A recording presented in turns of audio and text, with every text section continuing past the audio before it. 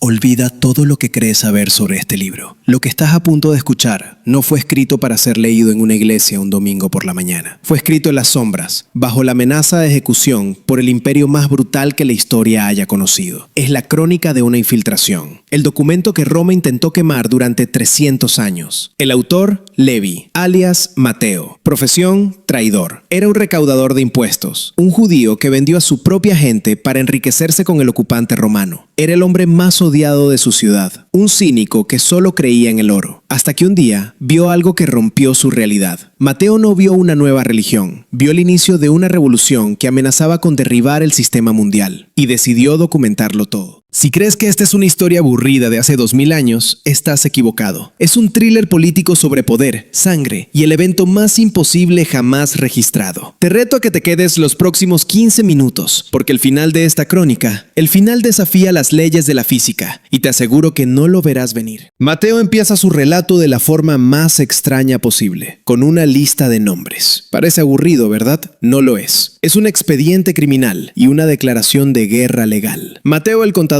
necesita probar que este nuevo líder tiene el derecho legal al trono, pero su linaje no es puro. Está lleno de reyes guerreros, sí, pero también de extranjeros, de marginados y de escándalos morales. Mateo nos está diciendo, este rey no viene de la pureza, viene del barro de la historia humana, y esto activó las alarmas en el palacio del actual rey de los judíos, Herodes el Grande, un dictador paranoico respaldado por Roma, famoso por ejecutar a su propia esposa y a 3 de sus hijos solo por sospechas de traición. Cuando una delegación de astrónomos extranjeros llegó a Jerusalén preguntando por el verdadero rey que acababa de nacer, no fue una visita de cortesía, fue el detonante de una crisis diplomática que acabaría en una masacre. El imperio sabía que su amenaza había llegado.